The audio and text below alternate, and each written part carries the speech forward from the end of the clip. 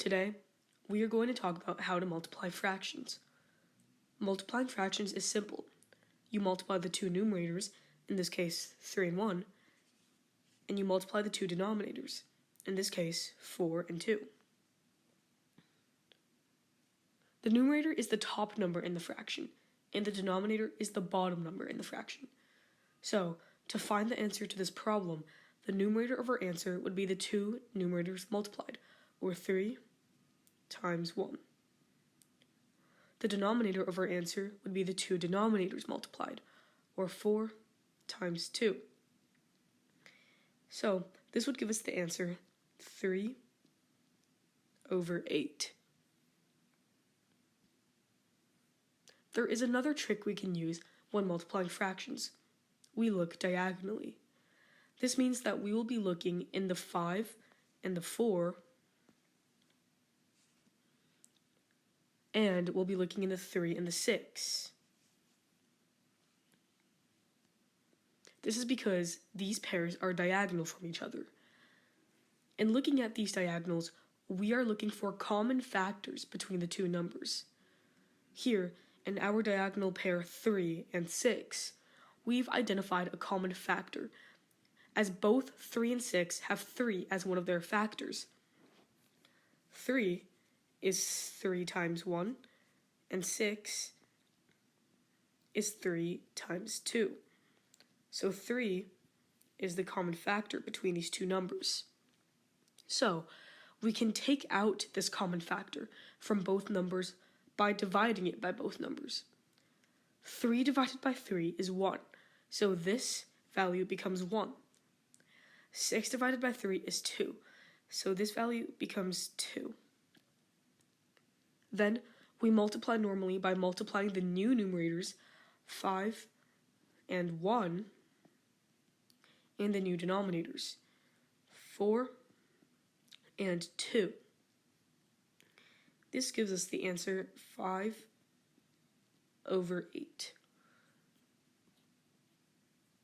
Lastly, we'll be talking about what to do when you multiply fractions by whole numbers. When multiplying fractions by whole numbers, it is essentially the same thing as multiplying two fractions. This is because whole numbers can be thought of as fractions. Here, while a is a whole number, it can be written as a/1, which is a fraction. All whole numbers are actually numbers over 1. For example, the whole number 3 is actually just 3/1. This is because any number divided by 1 is itself. So, for this problem, we treat 8 like it is a numerator, because it is the numerator in 8/1. So we would have 5/6 times 8/1. So, from here, we multiply the two numerators, 5 and 8, and we multiply the two denominators, 6 and 1, which gives us the answer 40/6, which can be simplified to 20/3. Now, there is another way that we can solve this problem, and that is by using the diagonal method that I talked about earlier. Okay, so let me just erase some of this work.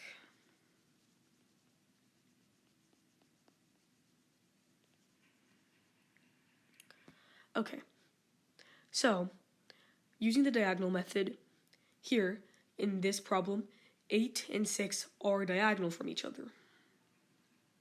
So we can look for a common factor to take out between 8 and 6.